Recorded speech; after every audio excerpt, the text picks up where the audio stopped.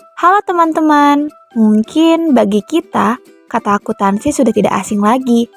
Tapi, kalian tahu nggak sih, akuntansi itu apa?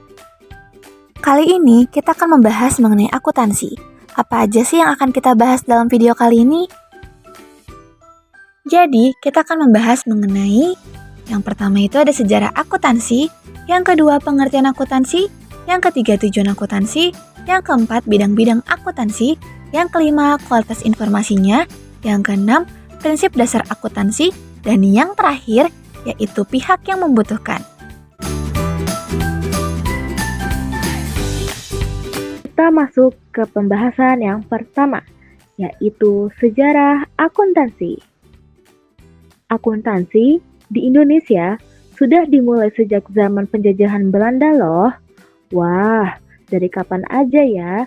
Jadi, dimulai sejak tahun 1642, lalu dilanjutkan tahun 1747, lalu dilanjutkan tahun 1870, lalu dilanjutkan 1907, lalu dilanjutkan 1952, nah yang terakhir di tahun 1957.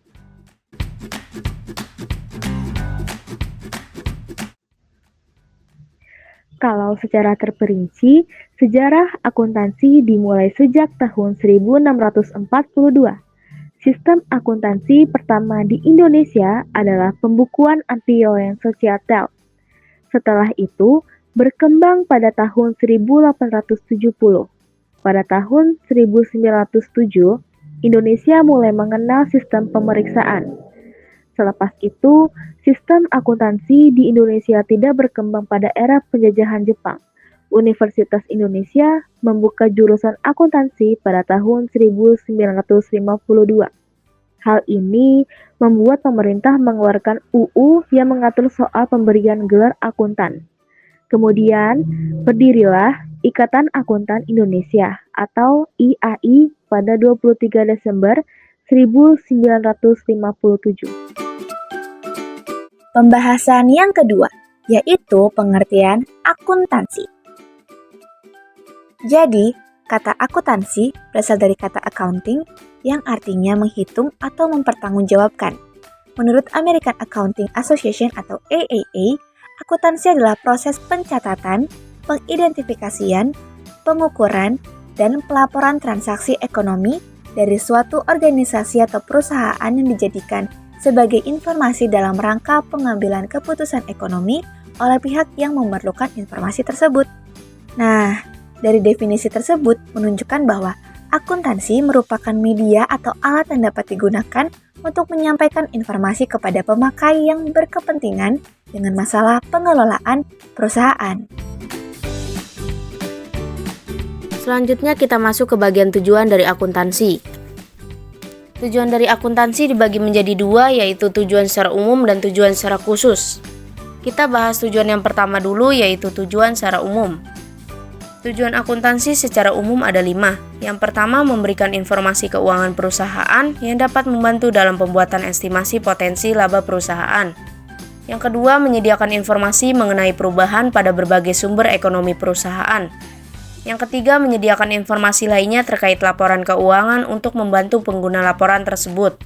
Yang keempat, memberikan informasi mengenai keuangan baik itu aktiva maupun pasiva perusahaan. Yang kelima dan yang terakhir, memberikan informasi mengenai perubahan pada berbagai sumber ekonomi perusahaan, baik itu aset, utang, serta modal. Nah, sekarang kita bahas tujuan akuntansi secara khusus.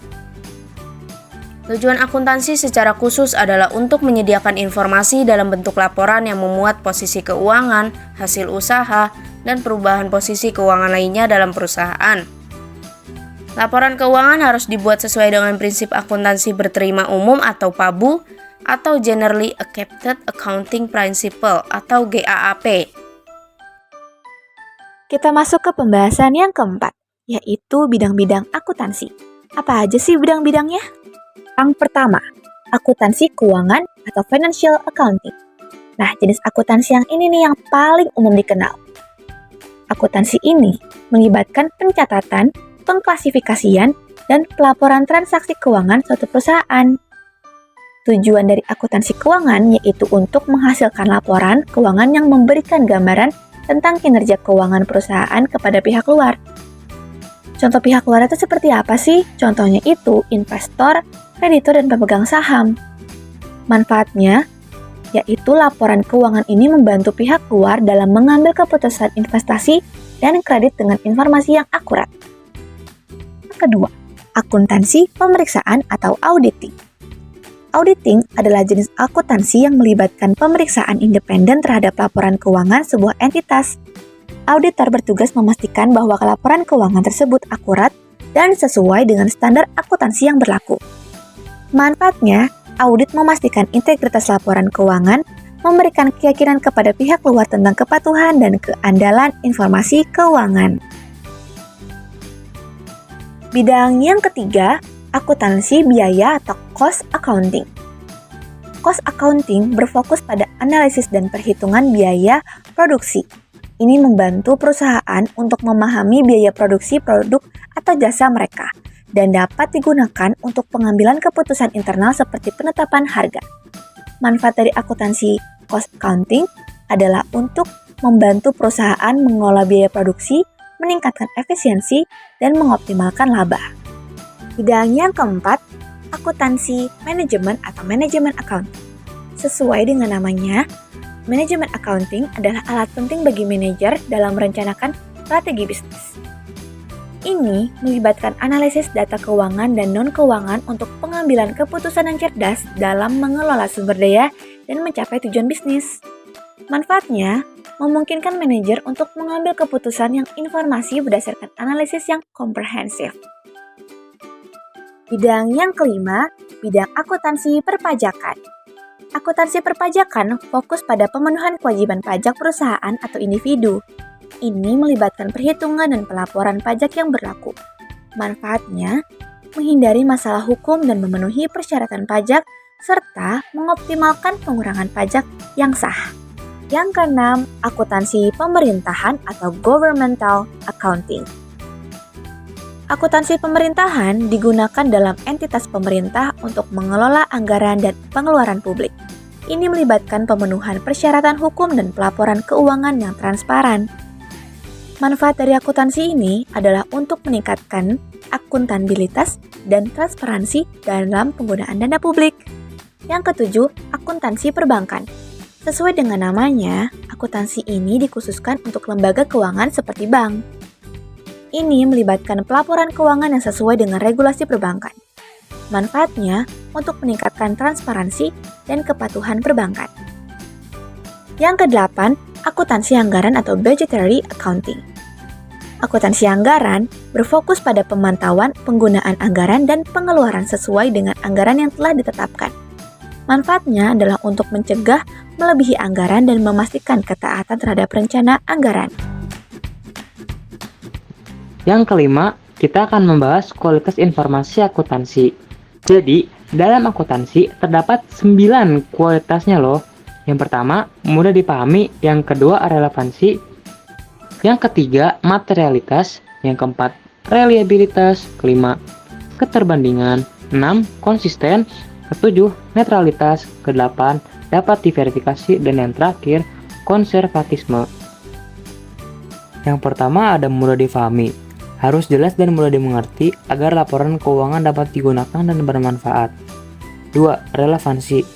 Dikatakan relevan apabila sudah memenuhi dua unsur, yaitu confirmatory value dan predictive value. 3. Materialitas. Tidak semua informasi keuangan harus dituangkan dalam laporan akuntansi. 4. Reliabilitas adalah kemampuan informasi keuangan untuk memberikan keyakinan bahwa informasi tersebut benar atau valid. 5. Keterbandingan. Perbandingan mempermudah perusahaan dalam membandingkan laporan keuangan perusahaan sendiri dengan perusahaan keuangan perusahaan lain. 6. Konsistensi. Metode akuntansi yang digunakan harus sama dari periode ke periode. Konsistensi ini penting untuk memastikan bahwa semua catatan keuangan menggunakan metodologi yang sama. 7. Netralitas. Netralitas juga memastikan bahwa informasi akuntansi dapat melaporkan aktivitas ekonomi secara akurat dan sesuai dengan standar yang berlaku. 8. Dapat diverifikasi. Suatu informasi akuntansi yang dapat diverifikasi memberikan tingkat keyakinan yang signifikan. Artinya, informasi yang tersebut benar-benar mewakili apa yang dimaksud atau diprestasikan. 9. Konservatisme. Pada umumnya, akuntan, manajer, dan investor cenderung menyukai kesalahan yang terjadi dalam pengukuran mengarah pada masalah kecil. Alih-alih melebihkan aset dan laba bersih, inilah yang disebut konvensi konservatisme. Sekarang kita masuk ke pembahasan yang keenam, yaitu prinsip informasi akuntansi. Prinsip akuntansi yang pertama, yaitu prinsip entitas ekonomi. Prinsip ini berarti informasi ekonomi yang berasal dari perusahaan. Perusahaan tersebut harus independen atau berdiri sendiri. Tujuannya adalah agar laporan keuangan yang dihasilkan dapat menggambarkan kondisi keuangan perusahaan yang sebenar-benarnya. Prinsip yang kedua, prinsip biaya historis. Prinsip ini menuliskan semua pengeluaran untuk mendapatkan barang yang diinginkan. Biaya historis tidak hanya berlaku pada barang saja, tetapi pada jasa yang diperoleh dari biaya tersebut. Prinsip yang ketiga, prinsip kesinambungan usaha. Menjelaskan bagaimana cara yang perlu dilakukan untuk membuat usaha selalu berjalan dan berkesinambungan. Prinsip ini mengedepankan perusahaan agar bisa terus berjalan sehingga perlu melakukan berbagai cara yang baik. Prinsip yang keempat, pengungkapan penuh. Pada prinsip ini, informasi keuangan yang diberikan harus detail dan terperinci, sehingga akuntan bisa mengambil kebijakan dari laporan yang ada. Sebaliknya, laporan yang tidak lengkap besar resikonya untuk membuat salah paham, sehingga selangkah yang akan diambil ke depannya bisa salah. Yang kelima, prinsip pengakuan pendapatan. Pendapatan yang dimaksud di sini adalah hasil penjualan barang atau jasa. Pendapatan ini yang akan mendapatkan harta. Aliran harta tersebut harus selalu dihitung setiap jangka waktu tertentu. Prinsip pengakuan pendapatan membuat kalian harus mengakui uang yang masuk tersebut sebagai penghasilan atau pendapatan. Prinsip yang keenam, prinsip mempertemukan. Pada prinsip ini, harus ada perbandingan antara pendapatan dan pengeluaran. Prinsip mempertemukan ini wajib diterapkan di perusahaan karena bisa mengetahui untung ruginya. Prinsip yang ketujuh, prinsip periode akuntansi. Prinsip ini berkaitan dengan waktu setiap laporan keuangan yang dibuat harus terstruktur dalam jangka waktu tertentu. Adanya jangka waktu mempermudah laporan keuangan diketahui secara jelas sesuai dengan waktunya. Akan lebih baik jika waktu yang ditentukan tidak terlalu lama. Prinsip yang ke-8, prinsip konsistensi. Konsistensi adalah ketetapan yang dilakukan secara berkelanjutan. Prinsip konsistensi harus diterapkan dalam membuat laporan keuangan. Laporan keuangan harus dibuat dengan format yang sama dan tidak boleh berubah-ubah. Prinsip yang ke-9, prinsip satuan moneter. Prinsip mewajibkan semua laporan keuangan yang menggunakan satuan moneter atau mata uang tertentu. Hal ini penting agar format yang dibuat sama semua dan mempermudah dalam perhitungannya. Ke-10 atau yang terakhir, prinsip materialitas. Laporan keuangan yang dibuat adalah pencatatan yang bernilai dan harus diakui. Setiap pencatatan keuangan tidak terlepas dari nominal dan material. Sekarang kita akan masuk ke materi yang terakhir, yaitu pihak yang memerlukan informasi akuntansi. Ternyata, pihak yang membutuhkan informasi akuntansi itu dibagi menjadi dua, yaitu pihak internal dan pihak eksternal. Apa itu pihak internal dan pihak eksternal? Pihak internal. Pihak internal adalah pemakai informasi dari dalam perusahaan itu sendiri. Pihak yang berkepentingan terhadap laporan keuangan perusahaan, yaitu manajer perusahaan yang merencanakan, mengorganisasi, menjalankan bisnis, dan mengawasinya. Di dalamnya termasuk manajer pemasaran, pengawasan produksi, direktur keuangan, dan sebagainya. Mereka berkepentingan terhadap informasi tersebut sebagai bahan evaluasi diri dan sebagai dasar untuk mengambil keputusan. Selain itu juga, karyawan perusahaan, dengan tujuan untuk mengevaluasi kemampuan perusahaan, menjamin kontinuitas kerja, dan peningkatan kesejahteraan. Pihak eksternal. Pihak eksternal yaitu pihak yang berada di luar perusahaan, tetapi memiliki kepentingan terhadap perusahaan. Adapun pihak eksternal yang dimaksud yaitu yang pertama, pemilik perusahaan atau pemegang saham atau investor pemilik. Yang kedua, karyawan dan serikat pekerja. Ketiga, kreditur atau pemberi pinjaman. Yang keempat, badan-badan pemerintah. Yang kelima, pelanggan. Dan yang terakhir, masyarakat. Tanpa terasa, kita sudah berada di akhir video. Materi tadi merupakan materi terakhir dari video ini. Selesai sudah pertemuan kita di video kali ini. Sampai jumpa di video selanjutnya. Bye!